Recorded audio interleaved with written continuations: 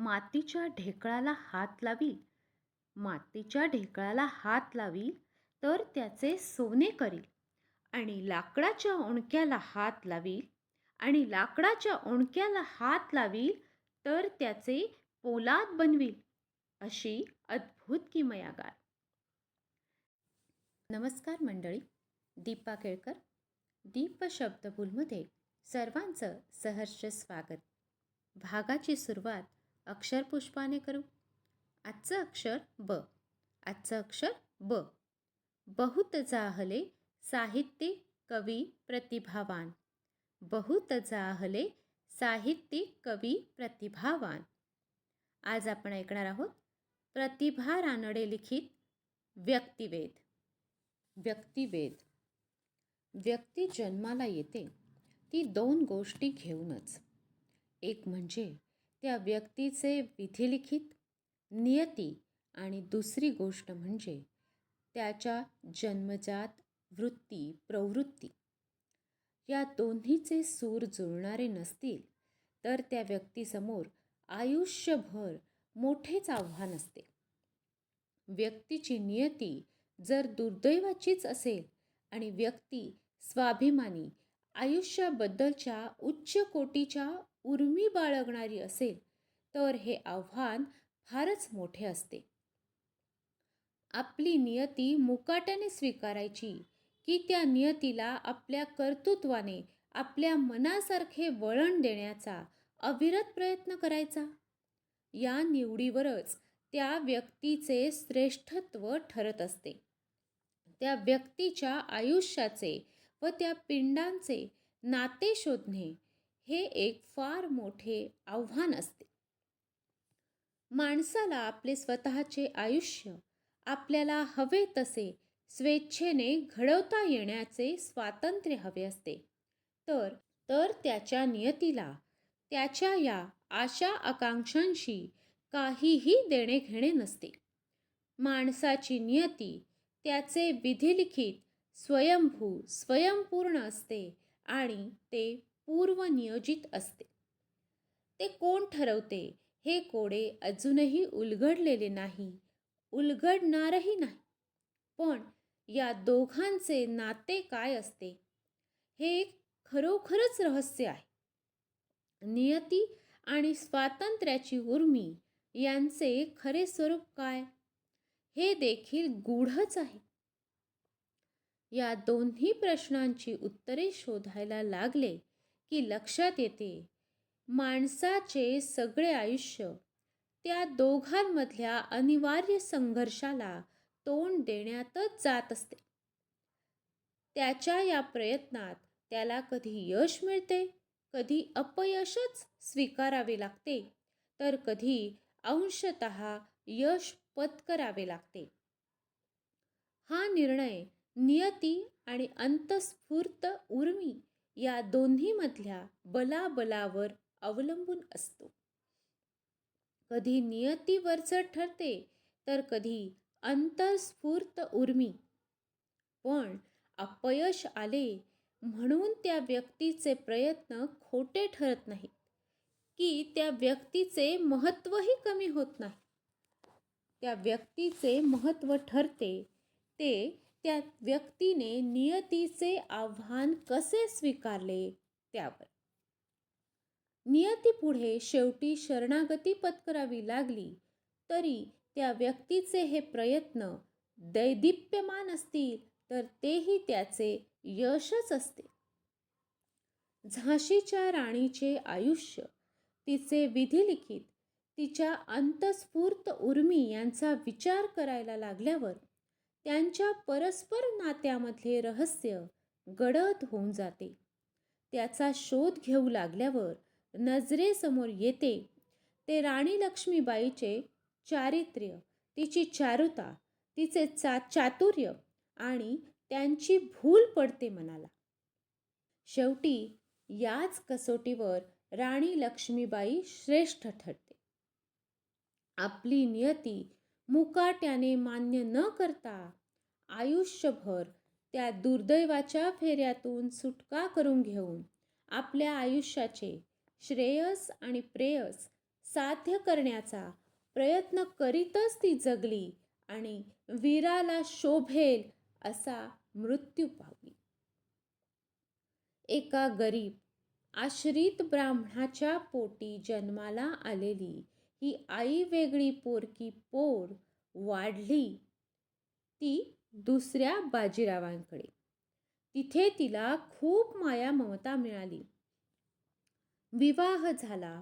तो झाशीसारख्या संस्थांच्या श्रीमंत कर्तबगार पण तिच्यापेक्षा वयाने 30-32 वर्षांनी मोठ्या असलेल्या भलतेच अपवाद असलेल्या राजाशी. तिला मुलगा झाला पण तो अकाली मृत्यू पावला. राजाने दुसरा मुलगा दत्तक घेतला, परंतु राजाच्या मृत्यूनंतर इंग्रजांनी तिचे सगळे राजकीय हक्क हिरावून घेऊन झाशी संस्थान खालसा करून तिला हर प्रकारे अपमानित केले. संधी मिळताच बलाढ्य इंग्रजांविरुद्ध युद्ध करून तिने वीरमरण पत्करले. नियतीच्या या प्रत्येक वाकड्या वळणावर तिने आपला धैर्याचा, शौर्याचा आणि चातुर्याचा ठसा उमटवलेला दिसतो. तिच्या संपूर्ण आयुष्याचा वेध घेताना आपल्याला दिसते ते तिचे लोभस तेवढेच कणखर व्यक्तिमत्व, तिचे निष्कलंक आणि उन्नत असे चारित्र्य आणि मनाला भुरळ घालणारे स्वजनांच्या बाबतीतले शहाणपण आणि परकीयांच्या बाबतीतले तिचे चातुर्य. त्यामुळेच ही एका गरीब आश्रिताची आई वेगळी मुलगी झाशीची राणी झाली. इथे या 2 शब्दांचा अर्थ अर्थातच निव्वळ गंगाधरराव या झाशीच्या राजाची पत्नी एवढाच मर्यादित नाही, तर झाशीची राणी हा शब्दप्रयोग राणी लक्ष्मीबाईमुळे आता एका उत्तुंग कर्तृत्वाचे, शौर्याचे प्रतीक होऊन बसला आहे. तो अर्थ इथे अभिप्रेत आहे. ध्यानीमनी नसतानाही जी झाशीसारख्या मातब्बर संस्थानाची राणी झाली आणि नियतीच्या लहरी स्वभावामुळे अकाली विधवाही झाली, अशी एक कालपटावरची बाहुली. वैधव्यानंतरचे केशवपनासारखे जाचक निर्बंध युक्तिप्रयुक्तीने दूर सारणारी एक स्वयंभू स्त्री. संस्थाने खालसा करण्यामागचा कंपनी सरकारचा कावा 1854 सालीच ओळखून त्या सरकारचा दुटप्पीपणा वेशीवर टांगणारी पहिली भारतीय संस्थानिक. राणी लक्ष्मीबाईचा जीवनारंभ आणि अंत यामधल्या अवकाशाचा पायरी पायरीने केलेला प्रवास स्तिमित करणारा आहे. त्याला एका महाकाव्याची लय आहे. परकीयांनी राज्य अन्यायाने हिसकावून घेतलेल्या या विधवा राणीबद्दल ती गरीब बिचारी होती असं कधीही वाटत नाही की ती स्वतःही कधी केविलवाणी होत नाही. सामोऱ्या आलेल्या कठीण प्रसंगातून मार्ग कसा काढायचा, स्वतःची प्रतिष्ठा कशी जपायची यासाठी तिने चालवलेल्या प्रयत्नांबद्दल, तिच्या धीरोदात्तपणाबद्दल कौतुकच वाटत राहते. आपल्या वाट्याला आलेले जीवन मुकाट्याने मान्य करून, नीरसपणाने, दुःखाने कुढत किंवा मनात कडवटपणा ठेवून न जगता रसरशीत जीवनोत्साहाने ती जगली.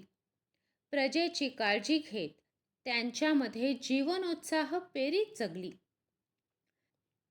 शत्रूबद्दलच्या आकसाने सुडाने पेटून नव्हे, तर शांतपणाने विचार करून शत्रूचा कमकुवतपणा हेरून डावपेचाने ती लढली.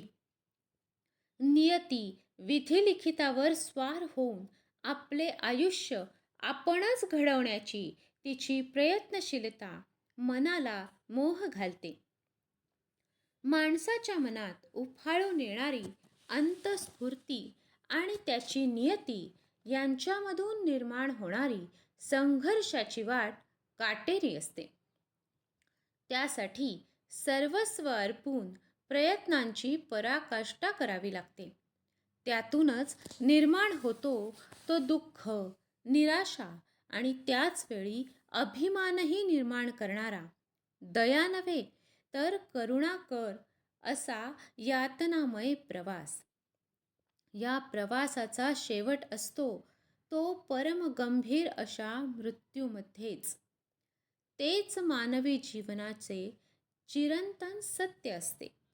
मृत्यू महत्त्वाचा नसतो, तर त्याला तुम्ही सामोरे कसे जाता हे महत्त्वाचे असते. असा मृत्यू राणी लक्ष्मीबाईच्या रूपाने आपल्या समोर येतो.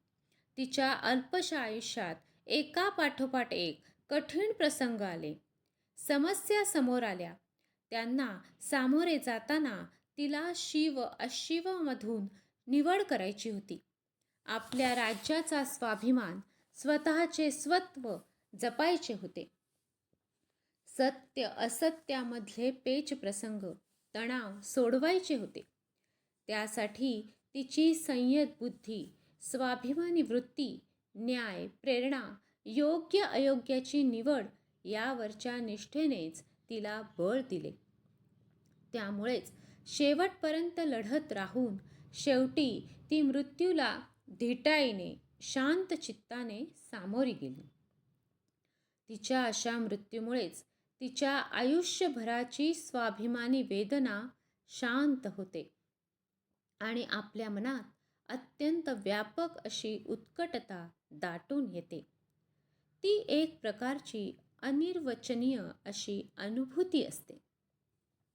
चारित्र्य, चारुता, चातुर्य, अतुलनीय धैर्य, शौर्य, उदार मनस्कता आणि शहाणपण या तिच्या गुणांच्या प्रभावाखाली आपल्या व्यक्तिमत्वामध्ये अभावानेच असलेल्या त्याच गुणांना निमिष मात्र का होईना पण उजाळा मिळतो, दिव्य स्पर्श होतो आणि मग राणी लक्ष्मीबाईबद्दल ओढ वाटते.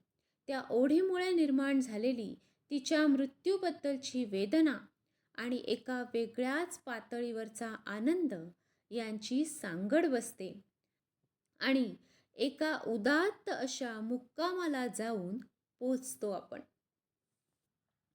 कसलेल्या इंग्रज सेनाधिकाऱ्यांनीही जिचे युद्ध नेतृत्व गौरवले अशी असंख्य भारतीय क्रांतिकारकांची स्फूर्ती देवता. झाशीची राणी लक्ष्मीबाई हिच्या अशा विविधांगी व्यक्तिमत्वाचा अप्रकाशित अस्सल कागदपत्रांच्या आधारे घेतलेला हा वेध. आजची दीपशब्दभूल व्यक्तिवेध अर्थात प्रतिभा रानडे लिखित झाशीची राणी लक्ष्मीबाई या पुस्तकातील काही भागाची विलक्षण भाषा प्रभुत्व असणारी अशी. कशी वाटली ते अवश्य कळवा. तुमच्या लाईक, कमेंट, सबस्क्राईब, शेअरमधून धन्यवाद.